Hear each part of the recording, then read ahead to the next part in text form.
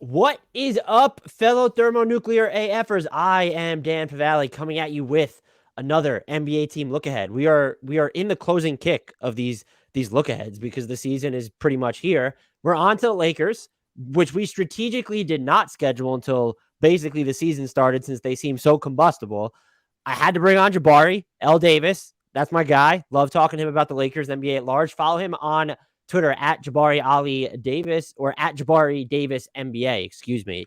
JABARI DAVIS NBA. He's with Mad Boosties and NBA Finals file for iHeart. The podcasts are fantastic. They have questionable taste in guests at Mad Boosties because they brought me on once, but don't hold that against them.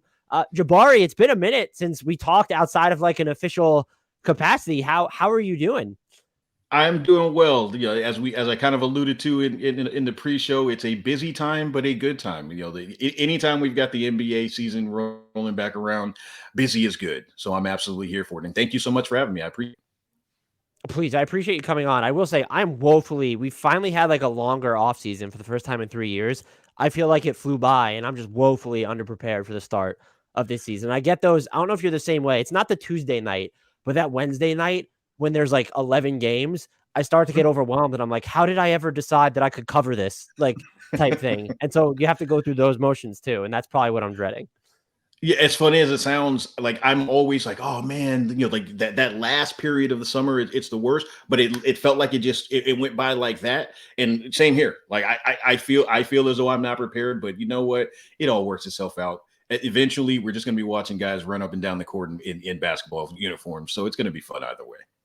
Yeah, I mean, the discourse will hopefully at least improve on Twitter because NBA Twitter and social media in general, like they can't have an off season, but like basketball Twitter can't have an off season. It gets even now with the preseason takes, but I digress. The Los Angeles Lakers, were a team that I was just sort of not waiting on pins and needles, but they were one of the teams like they could fuck up the entire offseason because they're just going to trade Russ or do something else. They have not. And so my question to you is, are you surprised that Russell Westbrook is still on this team?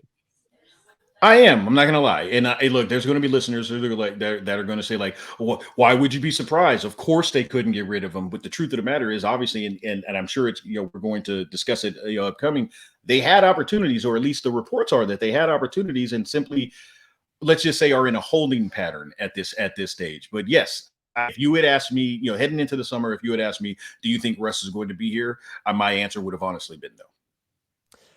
Would you have done any of the rumored deals that were out there if it involved giving up the 27 and 2020? Because that's been like the most contestedly debated thing amongst the Lakers for the past like 3 or 4 months, it feels like. I have a kind of a split state of mind on that one. It also feels like a situation where no matter what happens down the line, everyone's going to say like, "Well, of course they should have done this," or "Of course they shouldn't have." You know what I mean? Like if they made the deal and it didn't come to fruition, and like say they still went out in the first round or the second, or only made it to the semifinals or whatever the case may be, they weren't able to punch it through and get a title. Then people would say, "Well, hey, look, you sacrificed your future and you didn't even win." And then if they don't make the deal, and this year goes at kind of as a lot of us anticipated going, they're going to say, "Well, why wouldn't you make the deal? Who cares about down the line?" For me, I understand their reasoning for not making the deal, but this is not me, being a homer or like giving them an excuse, because they painted themselves into this corner. They Mhm. backed themselves right into this corner, and now and now this is their reality. You had people, you had Lakers, my fellow Lakers fans. I love guys, I really do. So when I say this, I'm saying it like a family member that's just giving you the real at Christmas. Y'all were on there crying about like, oh, it's the Lakers tax, this, that, and the other. Okay, well, you know what? Even if that exists, it's not a new concept. You knew the job was dangerous when you took it, and this is where you're at. Personally, think they're going to be able to still make that deal ahead of the deadline without using both picks. I feel as though I understand why the Pacers are holding strong, because they're like, hey, look, we don't have to. We like ultimately, if something else comes if something else comes, or you guys are in a state of desperation, we might be able to get it. But ultimately, on the line, we might make that deal. Whether it's this deal or another or any other deal, I still think they'll be able to get off of it, especially as an expiring contract. And it's probably not going to take both picks. But Mhm. ultimately, look. it's almost a no-win situation. And if you're Rob, prior to the extension, I would have said, like, what are you playing for the future for? But now I realize why he's playing for the future. He might be around, apparently. I understand both schools of thought. Is you shouldn't be like, you have age 38 season LeBron James coming up. You have to be about the now. But if you don't want to mortgage your future to get out of one mistake, I understand it. I just don't think. I think some Lakers fans have like undersold how much of a lift it still is to take on Russ's contract. Yes, it's expiring, but you're not acquiring Russ to then remove him or use him. You're just probably buying him out, waiving him, telling him to go away. And that's a huge like chunk of dead money to then have on your books. And so you are paying, it's not a Lakers tax. It's the size of the Russell Westbrook contract tax. And then they want value for the players they're sending out. So I understood the asking price. And I also understood the Lakers saying no. And I'm also with you that I do think there's a chance they wind up being able to move Russ without having to give up a ton of assets during the middle of the season when the light is more so at the end of the tunnel for some of these teams. And like I said, I don't know if it'll be the package. I definitely don't. Again, I don't fault their logic, but the Lakers fans that were just like, well, they should do it for one first round pick. And it's like, you're kind of missing the point a little bit on that to me. Especially since those same, and the funny thing, and you kind of alluded to this with NBA Twitter, those same folks will then point out all of the different trades that have been made in the past where they say you just wasted a pick, you tacking a pick onto that, wasted it. So there is no winning, with these conversations because the goalposts will always be moved. But let me just throw this one out there for you because I haven't heard people speaking to it. I'm excited. In the event that OKC in the second half of the year is looking to, which realistically I believe that they will be. And then, kind of similar to how they've done, kind of similar to how they've done with, these last couple of years where they selectively, put people down. You know what I mean? They temporarily put people, put players out to pasture. I could see a situation where you get them involved in the conversations, and obviously, it would probably have to be. It would obviously, it had to be a multi-team deal, and you can probably still get that Pacers deal done because here's one for you: last 30 games of the year, the "We always loved you and you always loved us" tour. When you're already trying to lose with Russ going back home to OKC. And to be clear, I'm not saying OKC gives up any of their top talent. I'm saying you involve them because because of that part of it that makes sense, and because they also they got plenty of picks, plenty of picks. If did want to get involved in that conversation, I'm here for the narrative of of that return story, and also I'm begging them to please be involved in that return story. I get the issue with them is they just don't have the matching money to you're not giving up Shea in that deal. And so it'd be tough to get the money. If they were to pounce on the buyout more, like if Russ was waived and he just signed there for an end of season tour, that would be kind of sad for him, I feel like. But I'd be all for the Thunder. If you're really looking to tank, why not go that route? It's just his fall is just in terms of perception and value has just been so swift and stark. And that kind of leads me to the next question of, oh, go ahead if you had something to say on that. Was just Darvin Ham mentioning Russ to the bench as a realignment. Do you think that's the smart move, and will it stick? I think it's the only move that made sense from the start. And I know that sounds crazy. I realize why Frank Vogel, couldn't and his staff. I don't want to, just make this about Frank Vogel. I realize why the previous regime couldn't do that, or why it felt as though they couldn't do that. But it's the only thing that made sense from the start. And the idea that a lineup that has LeBron and Russ in it at the same time is going to be successful for an extended period of time, it just doesn't make sense to me. And look, this is coming from someone, and anybody, look, the tapes are there. Tapes. I was wrong last year. And the reason why I was wrong is because I wanted it to be true, as opposed to just actually looking at the situation for what it was. That that's oil and water. It doesn't make sense. Yes, that you can get away with it for a couple minutes here and there, or say in a final, in a close situation where Russ has been playing well, or if he's got a better matchup. But in terms of the long-term deal, that never made sense to put them in the same lineup. So I'm hopeful but I'm not going to be silly and jump out the window on these like I did last year. I'm hopeful that he'll at least be willing to while he's still in the Lakers uniform. Russ does seem at least open to doing more things than he did last year in seasons past. I am wondering if does the hamstring injury hang this up at all? Like if he's not ready to go or misses time, maybe some people would view that as a blessing in disguise. But I'm like, I'd always assume they're going to start him to begin the season, and then after like a few games, if it wasn't working, that's when you make the move. And I'm like, does this make it easier to be like, well, we're just going to integrate you from the bench when you come back? We didn't see the sample. They did it for one preseason game. He got injured. So I'm just very curious to see what happens to start of the season and then how the whole Russ off the bench dynamic actually works.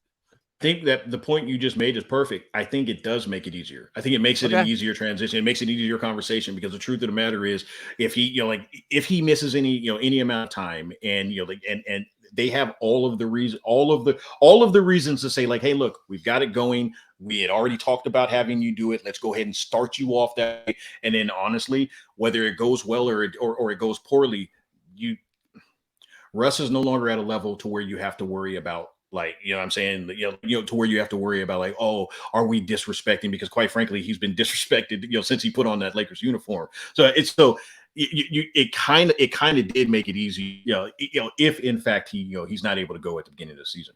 It actually, and you have a question coming up about the guard rotation. The injuries made, the preseason injuries made the guard rotation a little bit, make a little bit more sense, for this coaching staff, at least coming out the blocks. That is a good segue into my next question, though, is independent of Russ, what did you think about their offseason? Were there any additions that you especially liked, didn't like? And really the real question here is, does Rob Pelinka get paid by the guard that he signs?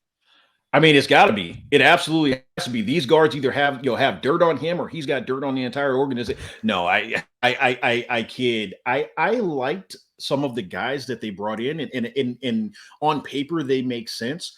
None of them are tremendous impact guys, or none of them are guaranteed to be tremendous impact guys. Do I think that a guy like Lonnie Walker can have the sort of impact as like Malik Monk did? And that I was higher on Monk, than a lot of folks at the start of last year. He was up and down, but by and large, he was probably their most consistent player over the course of the season. And take from that what you will. Shout out to him. I hope he does positive things up there in Sacramento this year. But no, I could see Lonnie Walker being the type of player that could play very well, especially off of AD and off of LeBron. I'm forgetting, perhaps the greatest player ever, forgetting his name, over the course of this conversation. But no, I could see him playing well, and that makes a lot of sense. But the reality is this: none of the moves made a ton of sense unless you were moving Russ.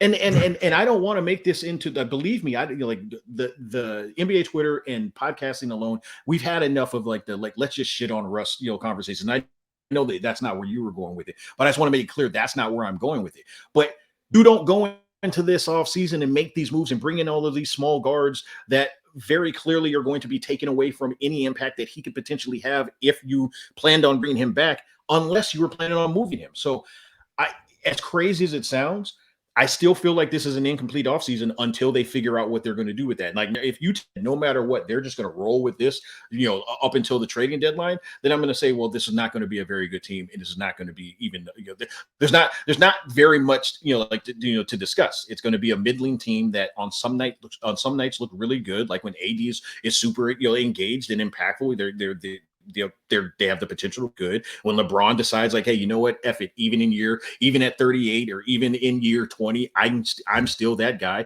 Yeah, that's going to look good. But outside of that, it's not going to move the needle. And that has to be frustrating for Lakers fans. I say it as one. Yeah, and I agree with everything you said. Is there one addition, and let's call it the non-Patrick Beverley division, that you think is going to be particularly impactful in a good way that maybe people aren't given enough shine to? Well, that's actually where that's actually what why I mentioned Lonnie in particular. And believe me, I get it.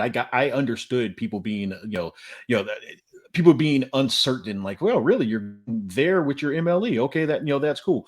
But I look at it like this: he's a 6'4" guard that can that can get up and down the court. Can finish. You can finish over the top. Can do a lot of things. A couple years back, I don't have the this is as unprepared as you'll see me, but I don't have his number in front of me, but I feel like he shot upwards of 35-36% from three when he was playing off of DeMar and and off of LaMarcus, prior to him being moved a couple years ago.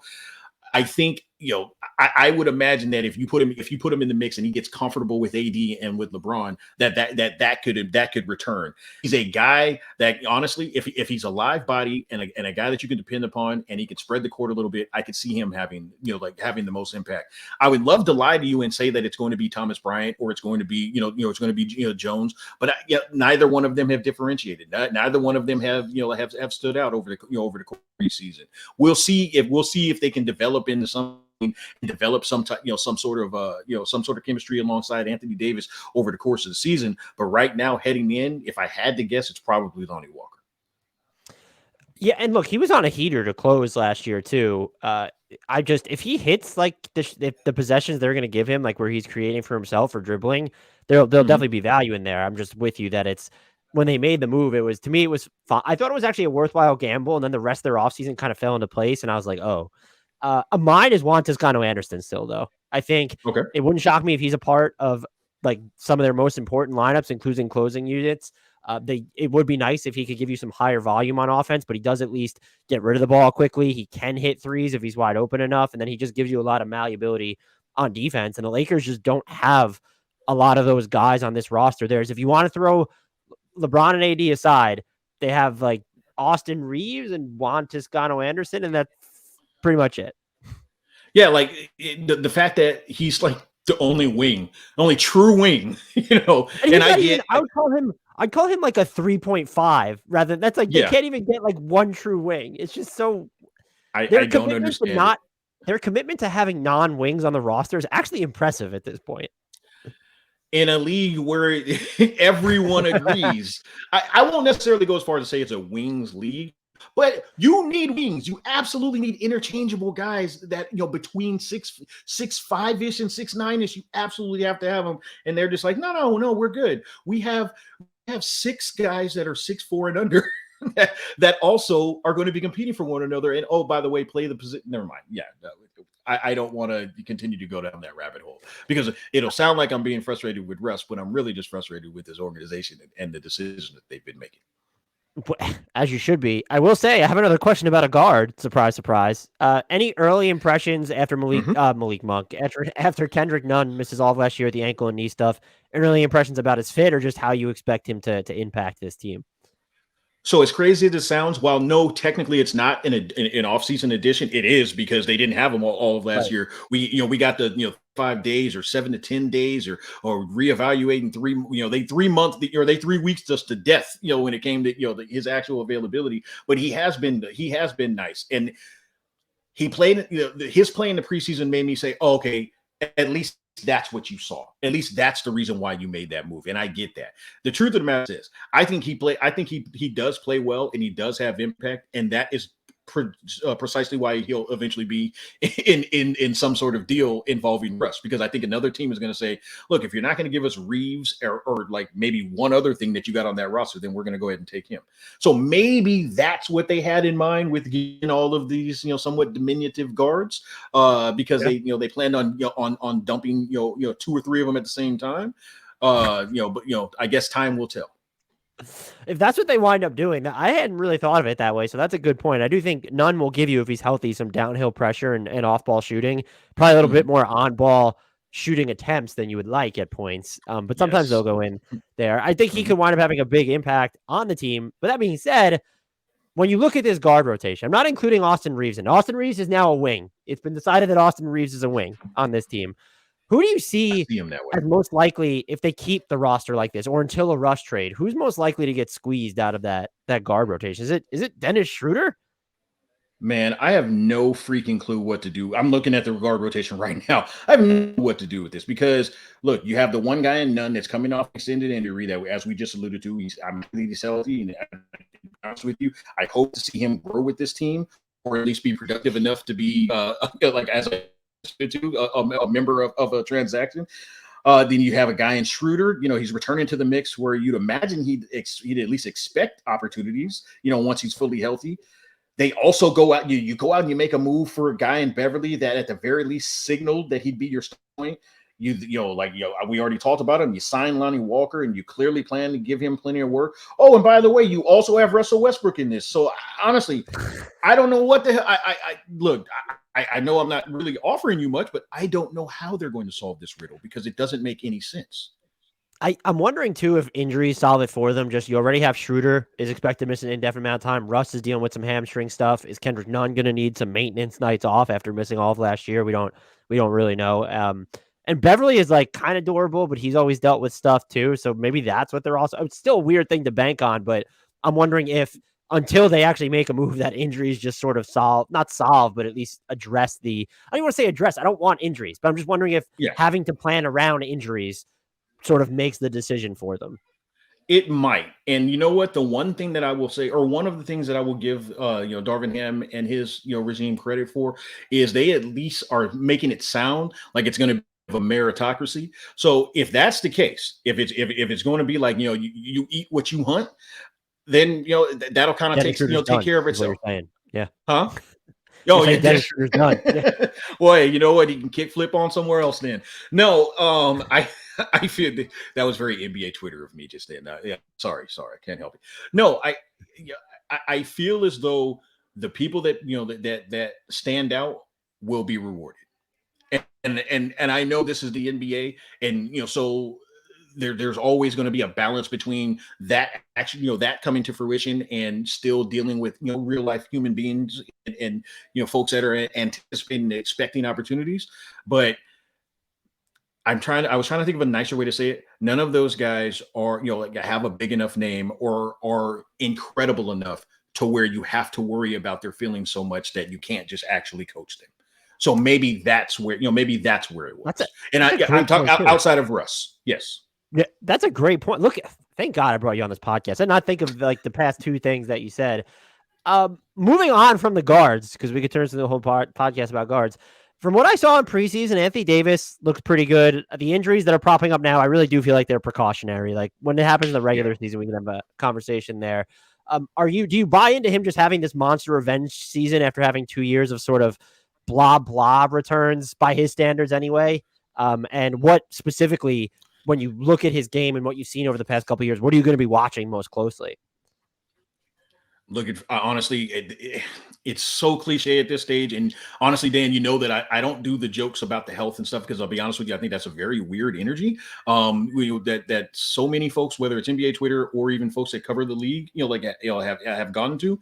But it really is a matter of health. If he's healthy, I think Anthony Davis can have that bounce back year. And clearly the motivation is there. Clearly he has plenty of, whether it's, bulletin board material or, just play an endless loop of Charles Barkley calling him, street clothes or whatever the hell he was calling. However you want to be motivated, that is there. But it's about his health. The last couple of years, he got hurt in freaky ways. It wasn't just a matter of like, oh, AD's, fragile. He just, it was a non-contact. People came on, one guy flew into his knee and another guy stepped underneath his leg. It's unfortunate.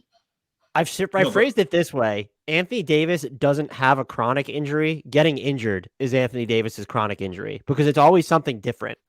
And that doesn't necessarily speak to his fragility. It's like bad luck. It could speak to his fragility, but that's what makes it so tough to wrap your head around because there's not just this one thing that keeps reoccurring with him. It's everything. Exactly that. So I rambled on, long enough to say, I think he has it in him. I do believe that he has, because I've seen him play at incredible levels. Do I anticipate his true shooting percentage to be like 59% as it was in the bubble? No, but the shot looks smoother, this preseason, especially compared to last year. I'm one of those people that normally, like, when I see guys saying like, oh well, last year I was dealing with this or whatever. I'm normally one of those guys that says like, yeah, okay, but you were out there. But I think there may be something to that, specifically because of how comfortable he looked shooting the ball, or he looked shooting the ball in the in the limited preseason action that that we did see from him. So I'm optimistic with him. I think he can return. More than anything, if the legs are good and he can be the defensive have the impact on the defensive end that he has had in the past, I think more important than anything. I know that Coach Ham and people have made made the point that running the offense through him. I don't care about what the guy scores. I know that he might, but I don't care about the offense and that flow. As long as he's an all-world defender, the Lakers are actually interesting. If he's not an all-world defender, they're not going to be interesting. So none of this is going to matter. And look, the offense is not going to run through Anthony Davis. We're in like year 12 of LeBron saying that the offense is going to be run through someone else. It's going to be run through LeBron. And the part of the value of AD is that he can score 25 points a game entirely within the flow of the offense. The health is, I mean, you're spot on there. That's what you have to watch for. I'd also be looking for, he got his volume up at the rim last year, which was good, but I will be looking at the mid-range frequency and volume and how much he's relying on it. Does he have counters if that shot's not falling? Can the Lakers get him, if it's not higher volume at the rim, better quality looks at the rim? Are they going to have enough spacing for him to kind of get to the basket? And then you already talked about the three ball. Look, he shot like 40% or something in the preseason. If that's like a thing, like that is going to make some people, like so many people, look like idiots because that's something that you've always been waiting on. Again, I wouldn't predict it, but if that's what happens, if he's shooting efficiently from the perimeter, it gives the Lakers this entirely new, dangerous offensive dimension that when you look at what they want to accomplish in the West, if they're not going to make any other moves, their best bet to shock and awe is Anthony Davis kind of leveling up his offense. Look, I'll just be blunt about it. The Lakers need Anthony Davis to be incredible this year. I don't know if he can, but I'm hopeful. I've seen him show flashes of it. I've seen him, clearly be a top line player. I don't even, like when we get into the rankings thing, I don't care whether you consider him, top 10, top 15, where they need him to play like a top 5 guy on a regular basis for them to actually have any sort of opportunity. And if he's fully healthy and available, we'll see if he's got that. If he's not healthy, it's not going to matter. He has already made some passive aggressive comments about playing the 5. Do you, this doesn't need to be like a thing, but do you at this point, is it that much of, I know he's dealt with a bunch of injuries too, but like, is it that much of a difference now sliding from the 4 to the 5 in today's league? If you're gonna look, if you're playing the Timberwolves, yeah, but like, I'm doing my best not to just go into just NBA Twitter narratives, but I gotta be honest with you, I'm so tired of hearing about this. I'm so part of me's like, Lakers, this man was on record. He was on wax that he did not play in the 5 prior to even you put it on the purple and gold. Y'all knew the job. Y'all knew. So why down the line? Now we're into what, year 3? Is it year 4? We're 4 years in, or whatever to get whatever. I've lost track of time. It all blends in. What is time? And you're still talking about this. Now, what I actually think took place is they expected one or both those bigs that they brought in to be more impactful, to look better next to him. And in the preseason, and obviously, in their camp and in their practices, they aren't seeing that, because that's probably the only reason why all of a sudden that that conversation is being floated out there. I think more than anything, if Ham asks him to play it, he's going to play it. Is he going to be happy about it? Probably not. But ultimately, my thought on it is, if the guy likes playing the 4, just play him at the 4. And believe me, I understand the conversation of but they're better at this, or I get it. If the guy likes playing the 4 and you're in the business with Anthony Davis, just let him play and figure it out beyond that. I would be mostly with you, especially during have Anthony Davis close at the 5. Anthony Davis has to play more 5 in the playoffs. Those are givens. Yep. And my whole thing there, though, is the Lakers are not a given when it comes to the playoffs. And so playing him at the 5 might be their best route to actually win enough regular season games to be in that mix. Otherwise, I would totally agree. It's, play him at the 4 most of the time, but play him at the 5 when it matters. When I look at this team, it feels like a whole lot of the regular season games are going to matter for them. It is. And ultimately, maybe it's going to boil down to when he's, when he gets into the mix again and he starts feeling good about himself, and when I say good about himself, I'm talking about physically, because obviously, with professional athletes, their body is is truly their motor. So you just we'll see how it goes over those first 10 games. I feel like he's going to probably settle close to the numbers that he played in 2020, and this is totally just me pulling it. So any numbers guys out there, if you correct it after the fact, you can call me an idiot. That's fine. Jabari Davis, NBA. I feel like he was playing at least half, if not more, of his minutes at the 5, but starting at the 4. If you have to do it that way, that's fine. Just, what I'm saying? Like if for his, if only for his, sensibilities, start him at the 4, shift him to the 5, have him play it as needed throughout the course of the game, and then close with him at the 5, unless one of those 5s is having an incredible game, or the matchup, the matchup, is beneficial to have him at the 4. Do you have any faith or preference, or just when you look at Damian Jones and Thomas Bryant, if you had to pick which one plays a bigger positive role, who would it be? I feel like it's going to be Thomas Bryant, but honestly, with him as well. Like, I hope he stays healthy.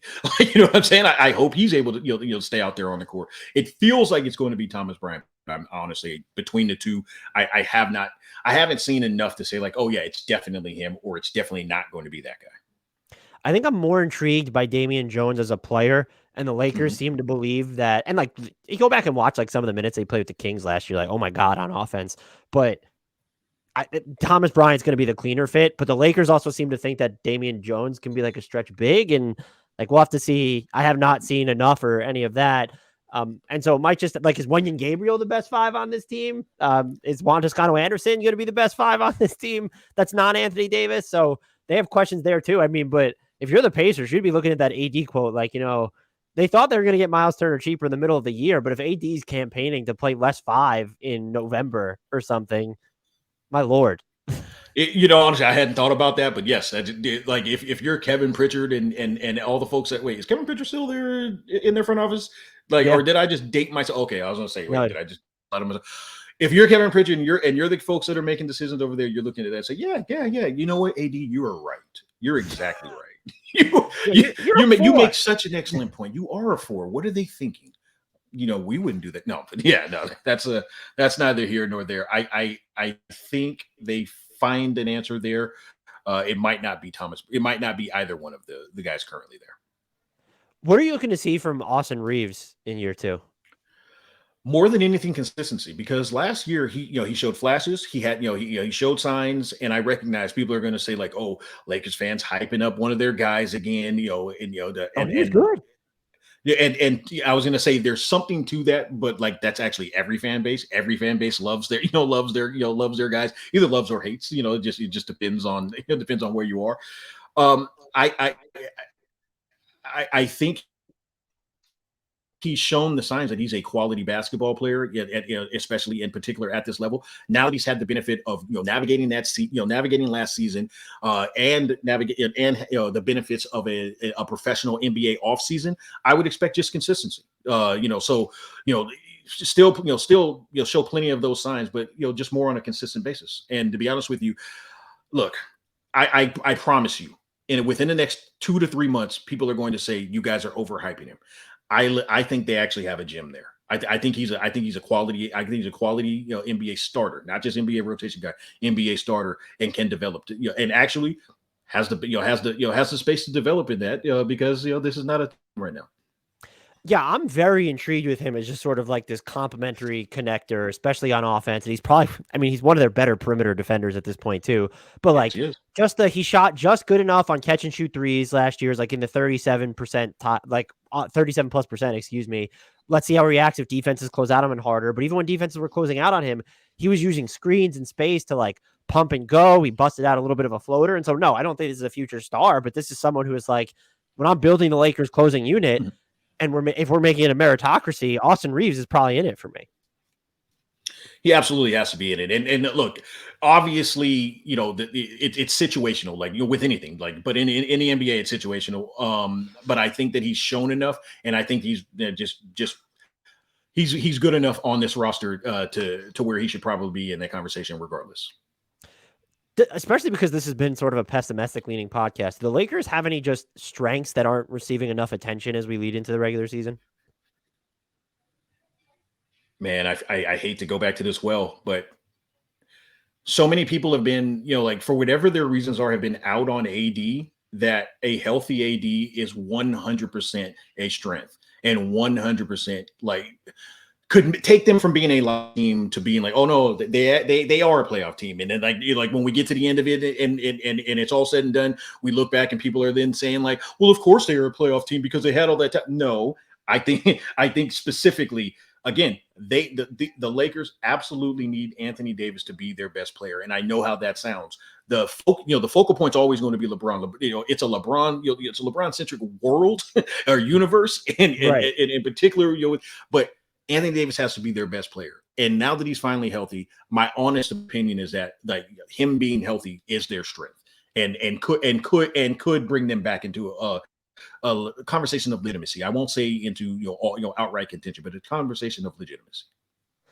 I will say too, and they did get out and transition a bunch last year, but if you have healthy AD, if Russ is involved here, having Reaves and then Kendrick Nunn, if he stays healthy, this team could be like a sneaky dominant team in transition. They have, between AD and LeBron and Russ, Bev, they have some guys, even Nunn, if they're going to get a board, like you can just grab it and go. And I think that might be something that's underrated about this team, but I don't know if I'm reaching there too much. Like with everything, like I hate it, but I was like, just stay healthy. Yes, I want that, but just stay healthy. Like everybody stay good. Everybody, but yeah, no, I think that's an excellent point. I would anticipate that, and honestly, even working JTA into some of those lineups, like if they get up and start putting pressure on teams, I could absolutely see them like, look, all right, you didn't ask for like award predictions, but I'm going to go ahead and put it out there. I put money on Anthony Davis winning the Defensive Player of the Year award. That's how much of an impact I think he's going to have. Do I think it's a guarantee? Like, I'm not one of those folks that's like, hey, I'm a shark. And I know, no. Like there are definitely some feels going in there, but I legitimately think he can return to form on that end of the court to the point where it can impact them to where he's a part of that conversation. One of my favorite things to do leading into the season is try and identify if the roster stays the same, or at least to start the year, who will be the 10-man rotation. Not all rotations are 10 guys, but the top 10 most used players. The Lakers one is kind of a trip, but I'm going to throw out my locks and then see how you would flesh out the rest and see if you agree with the locks. I have Beverly, Nunn, Reaves, LeBron, AD, Russ. And then my locks kind of end there. Like, are those the 6 locks? I think that's realistic. I think that's realistic because like let's be real. I actually want positive things for Dennis Schroeder. I do. But for whatever reason, he had it's not because the Lakers did it to him, because he's had, his last 4 stops, it just simply has not worked. It simply has not lasted. No, right. I'm sorry. Go ahead. Yeah, no. I'm just agreeing with you. No, okay. I thought you had a nugget for me. I was like, maybe there's something about him that I don't know. No, for whatever the reason, it hasn't worked out. So there's certainly no guarantee that there can't be any guarantee that he's a lock. We've talked about Damian Jones. I like his lively. He's a lively body. Winyan Gabriel that you mentioned a moment ago, a lively body, but there's no way that we can honestly sit here and say, not speaking generally, sit here and say guaranteed those guys are going to be in the active rotation with regularity, because they haven't been at any point of in their careers.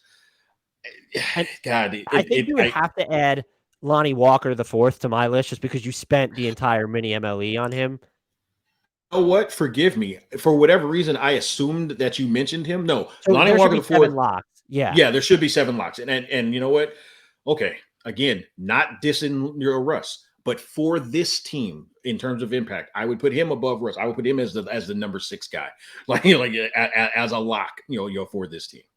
I will say, JTA would be a lock for this rotation if I was Darvin Ham to get to 8, and then 9 is very much like Damian Jones or Thomas Bryant, and then I guess you have some room to play around, like Dennis Schroeder's in there.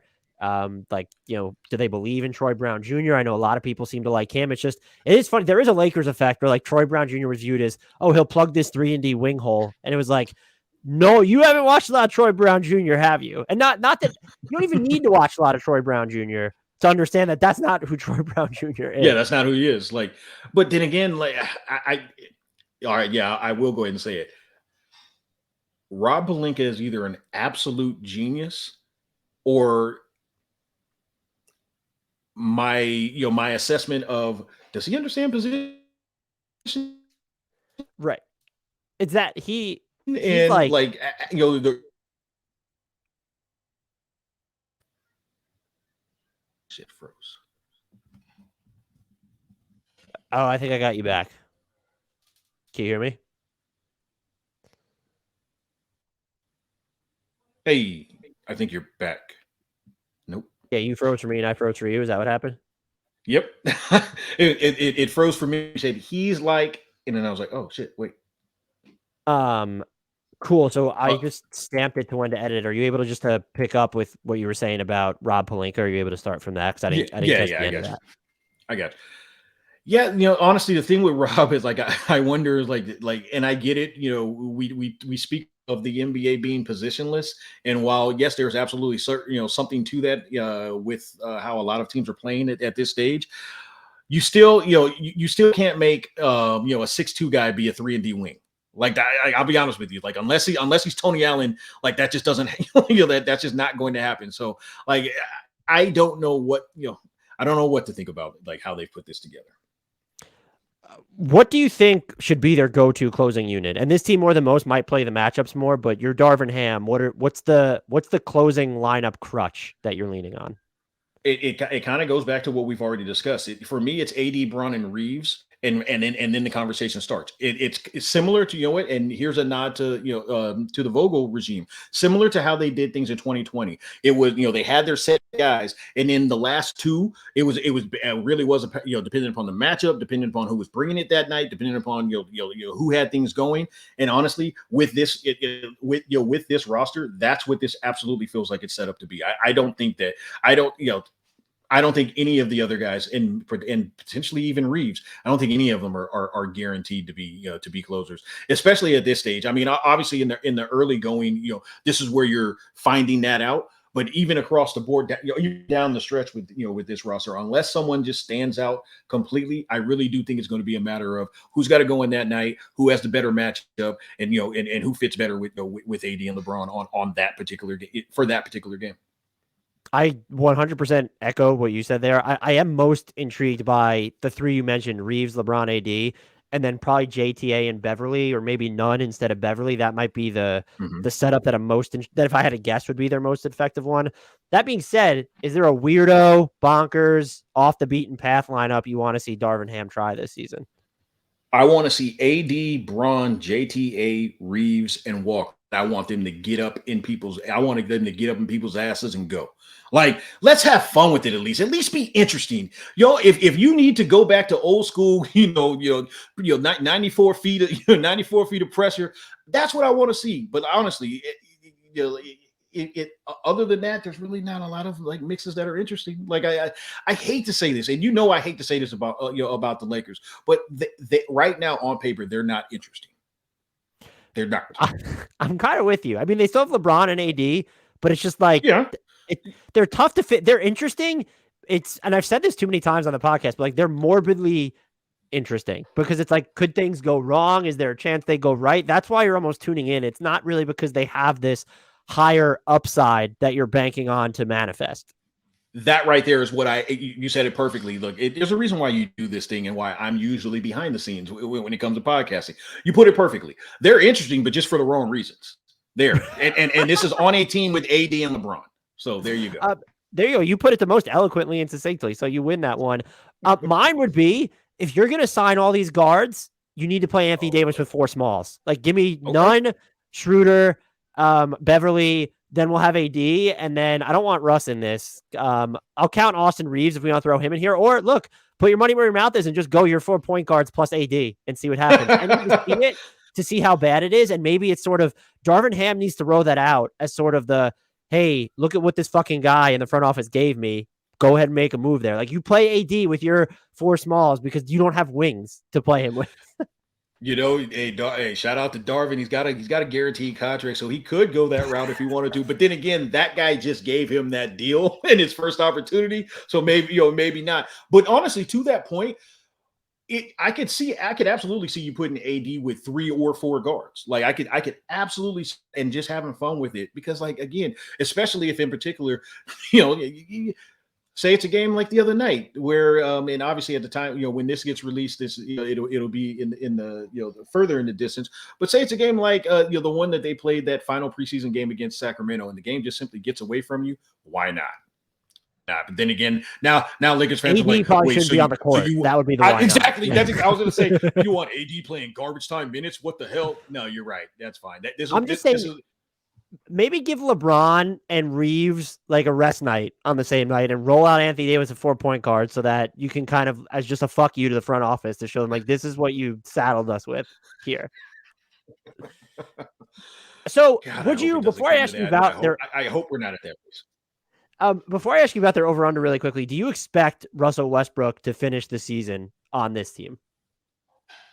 No, I don't. I think they dump him at the deadline. I would have, again, if you had asked me at the start of the summer, I would have said, yeah, he's absolutely gonna be moved, and we're not going to be having this conversation. And yet here we are. That being said, I still expect him to be there. Their over-under as we record this, and I doubt it'll move much. I mean, it'll go up Monday, but I don't think it's going to move much lead up to the regular season. 44.5. Would you take the over, the under on that? And where do you sort of see them stacking up in the larger context of the West? Why are you trying to? What? I thought we were friendly. I thought we were being cool. I thought it was it's a Sunday morning. Here we are. Yeah. If no one, for anyone who's not watching on YouTube, Jabari's currently removing a knife from his back that I strategically placed there. I can't reach it. My arms. I got. Yeah. I think bottom end, they're a 35 to 40 win team. Top end, they're probably 45 to 50. And there's going to be that statement right there just pissed everybody off, because there's going to be people saying, "Oh, you're too hard on them," and then there's going to be people saying like 45 to 50. How the hell is that taking place? I think kind of as we've had this conversation, I told you, if AD is special, and they can just have relative team health, because no team is going to be healthy, like over the course of an 82 game season, but just relative health to where they can stagger some of the folks in and out of the lineup. I could see them topping off, somewhere in that range of 45 to 50. And if they're in there, they're obviously in the playoff conversation.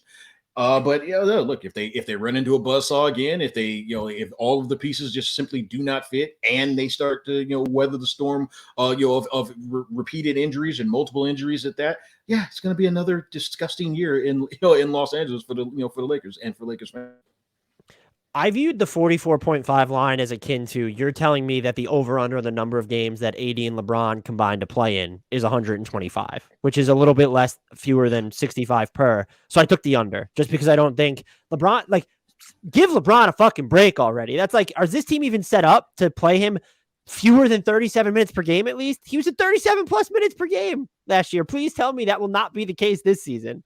And that's the thing. He wants to play those minutes, but sometimes it's kind of like when look. No, I'll make the reference.